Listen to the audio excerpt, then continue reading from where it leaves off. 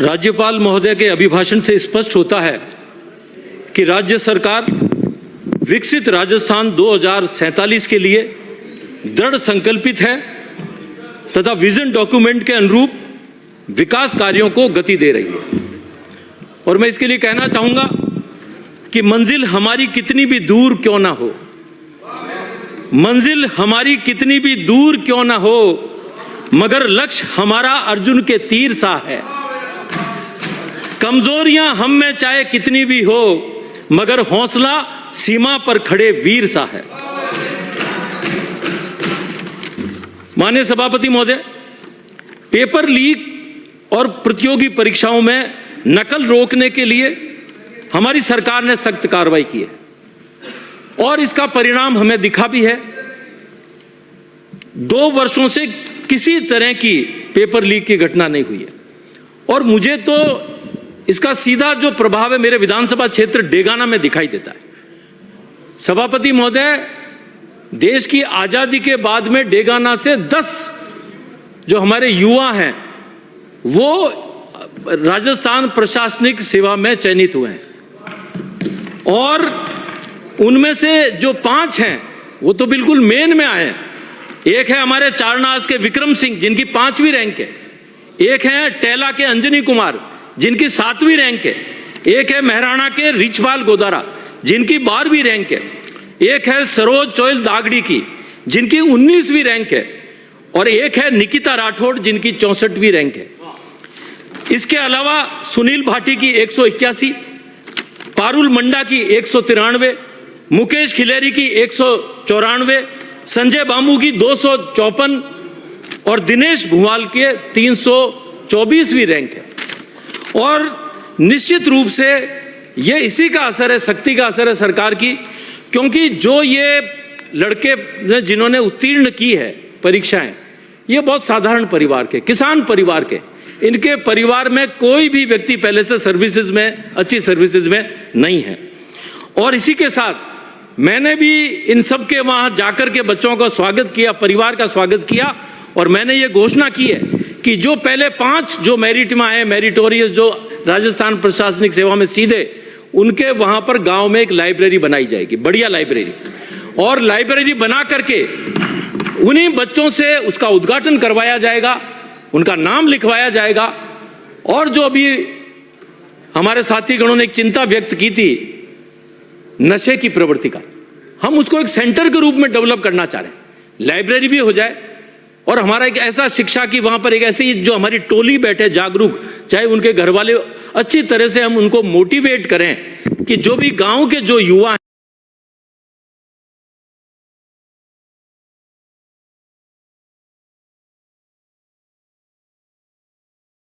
हैं, इसके लिए मैं माननीय मुख्यमंत्री जी का एवं खाद्य आपूर्ति मंत्री जी का बहुत बहुत धन्यवाद ज्ञापित करता हूं। माननीय सभापति महोदय, स्वास्थ्य के क्षेत्र में सरकार के द्वारा विशेष जोर रहा है। डेगाना उपखंड मुख्यालय पर उप जिला चिकित्सालय अभी बन रहा है और तेजी से काम चल रहा है और जैसा हमारे मुख्यमंत्री जी ने कहा है कि हम शिलान्यास भी करेंगे और उसका लोकार्पण भी करेंगे। और जो ये हॉस्पिटल बन रहा है, इसकी कांग्रेस के बजट 2020-21 में घोषणा की गई थी कि हम वहां पर उप जिला चिकित्सालय बनाएंगे। फिर उसको कहा कि हम 100 बेड का बनाएंगे, आज तक नहीं तो बना ना, उसके लिए भूमि उपलब्ध करवाई गई।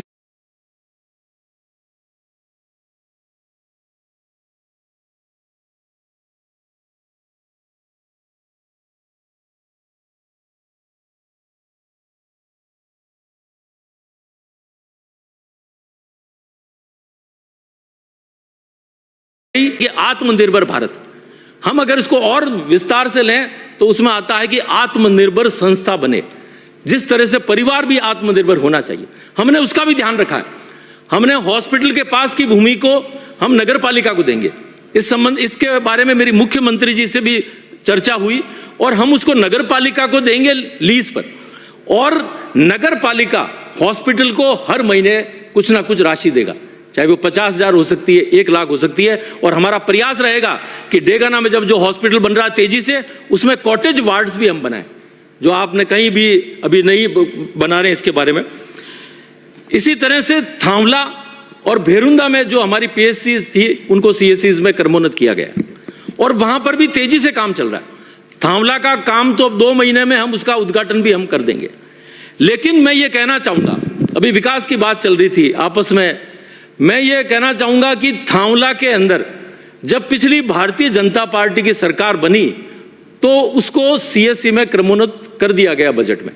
लेकिन सरकार के बनते ही कांग्रेस के विधायक ने वहां पर जाकर के कहा कि नहीं, यहां से हमें वोट कम मिले और पूरे 5 साल उसको नहीं बनने दिए और हमने तुरंत अभी सरकार बनते ही उसको घोषणा करवाई।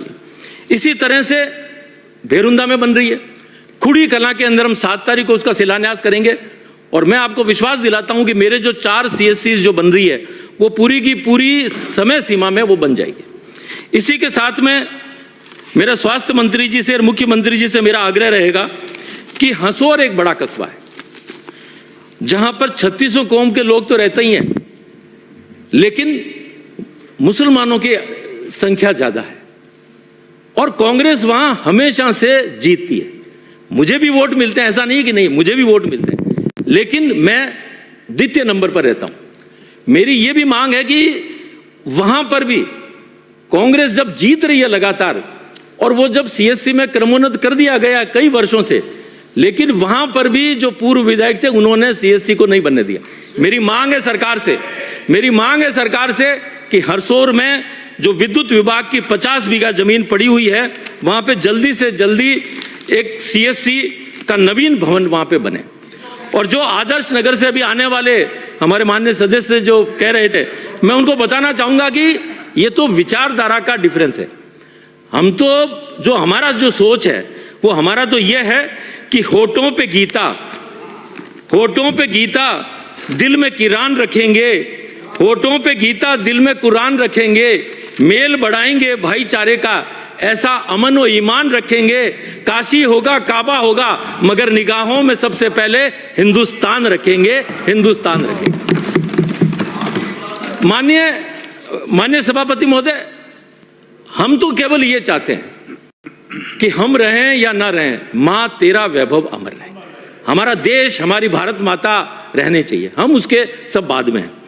तो मैं स्वास्थ्य मंत्री जी से और मुख्यमंत्री जी से आग्रह करता हूं कि हरसौर के अंदर जल्दी से जल्दी आप ये स्वीकृत करवाने का श्रम करें। अमृत 2 योजना के तहत निकायों में सीवरेज जलापूर्ति जैसी मूलभूत सुविधाओं के विकास कार्यों पर 2000 करोड़ से भी अधिक की राशि खर्च की गई है। मेरा यूडीएच मंत्री महोदय से मेरा आग्रह है कि डेगाना नगर पालिका क्षेत्र के लिए सीवरेज परियोजना स्वीकृत करने का श्रम करें। और एक यूडीएच मंत्री जी ने अभी वक्तव्य दिया था कि उन्होंने ये तय किया है कि कोई भी जो निर्माण हो उसको थर्ड पार्टी से जांच की जाए, और इसके लिए बहुत जरूरी है। मैं कहना चाहता हूं कि जो अभी निर्माण हो रहा है वो चाहे किसी भी संस्था का हो, बड़ा घटिया निर्माण हो रहा है और उसमें काफी कमियां आ रही है। मेरे जो पहले की जो पीएससी कांग्रेस के समय की बनी हुई थी मेरे खुद के गांव में, पुनलोता में, सांजू में, और वो घटिया बनी और उसको जब जांच कराई गई तो जांच में भी ये आ गया कि निर्माण घटिया। तो सरकार इस ओर ध्यान दे।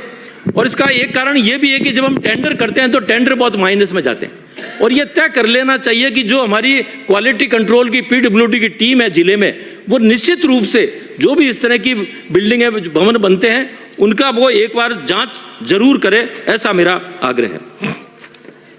माननीय अध्यक्ष महोदय, सहकार सदस्यता अभियान के तहत 9 लाख नए सदस्य जोड़े गए, ये बहुत सराहनीय कदम है।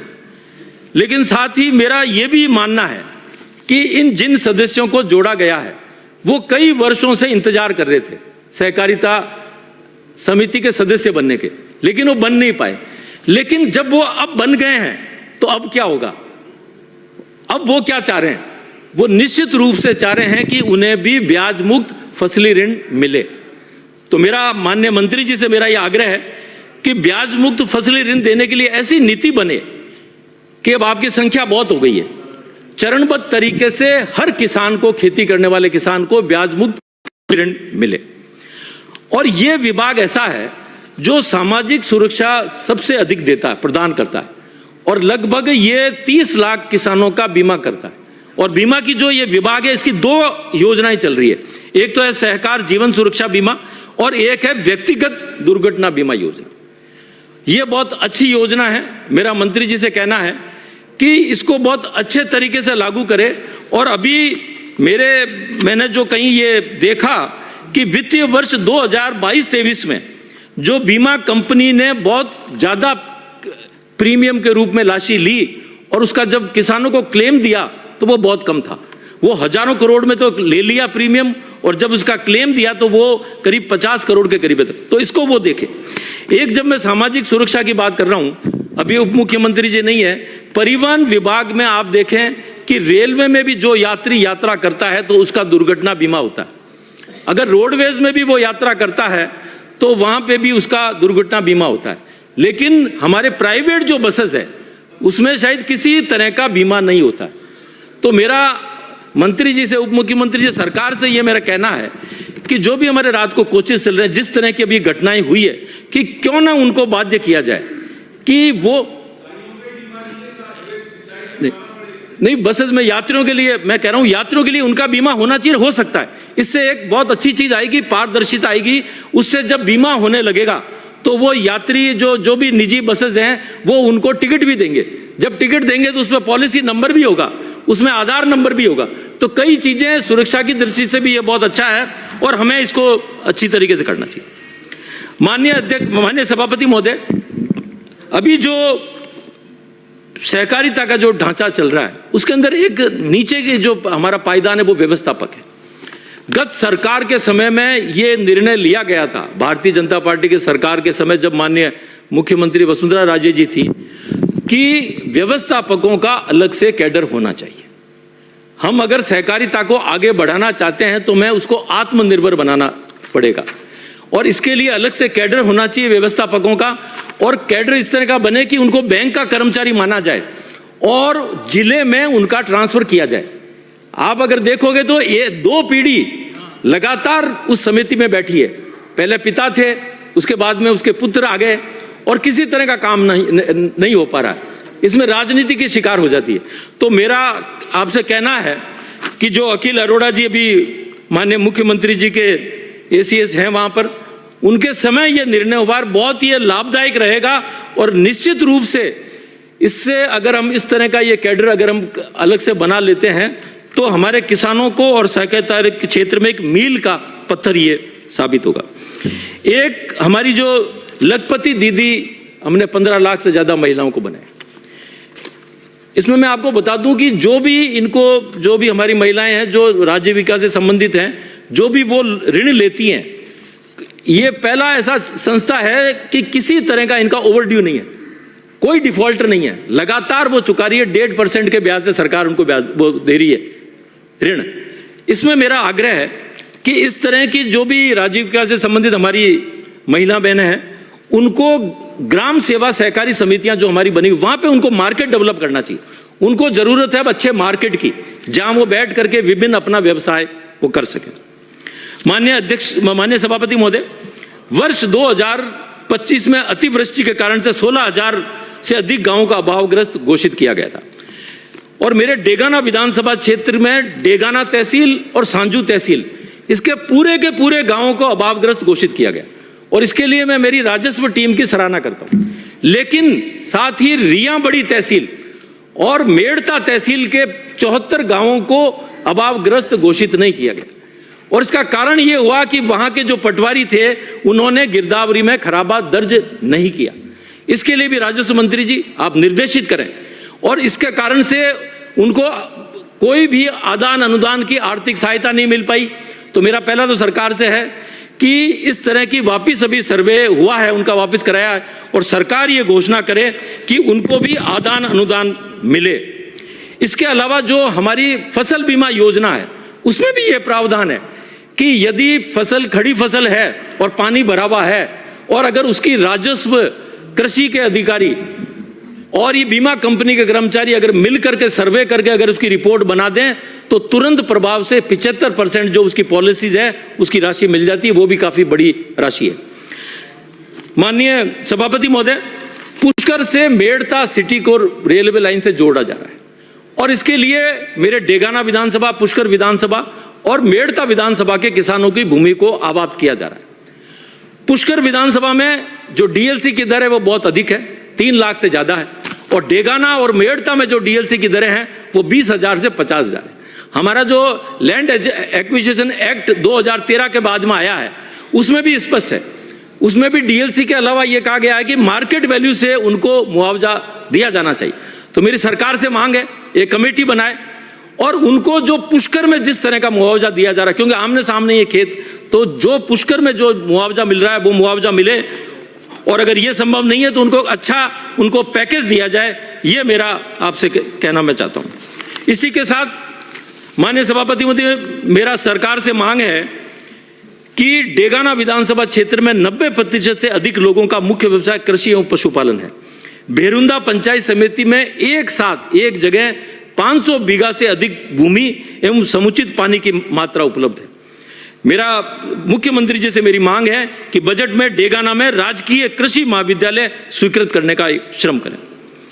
माननीय अध्यक्ष महोदय, राज्य सरकार ने लगभग 42,000 किलोमीटर लंबी सड़कों का विकास किया।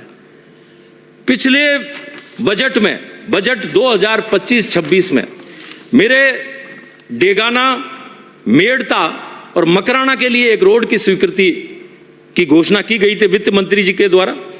यह है मेड़ता सिटी से खेडूली, दतानी, ग्यासनी, खुड़ीकला, बरना, बामना, चुई, कबाल, जाखेड़ा, मुंडाखेड़ी और रानी गांव। लेकिन उसको पिछले बजट में अभी तक वो रोड शुरू नहीं हुई है।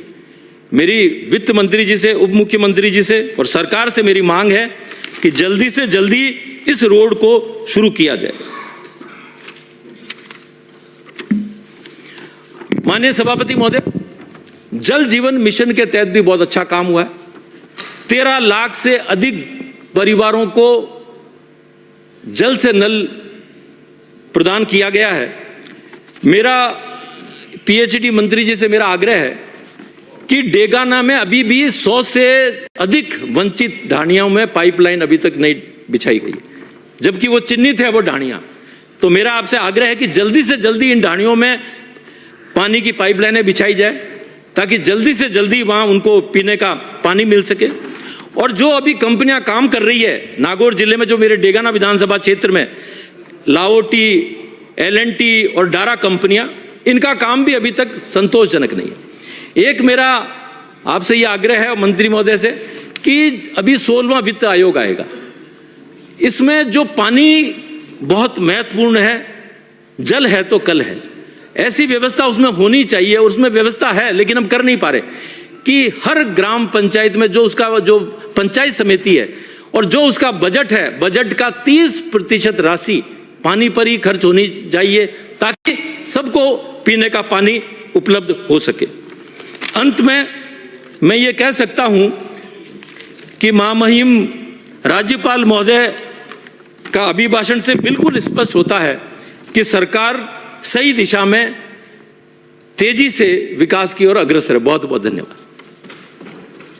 श्री यूनुस खान। माननीय सभापति महोदय, राज्यपाल महोदय के वाद विवाद पर आपने मुझे बोलने का मौका दिया, उसके लिए मैं आपका बहुत बहुत आभार व्यक्त करता हूं। महामहिम राज्यपाल श्री हरिभाऊ बागड़े बहुत अनुभवी व्यक्ति हैं, 6 बार विधायक रहे, मंत्री रहे और स्पीकर भी रहे। और उनका भाषण, अभिभाषण जो हुआ, इन दोनों अभिभाषणों को मैं पढ़ रहा था कि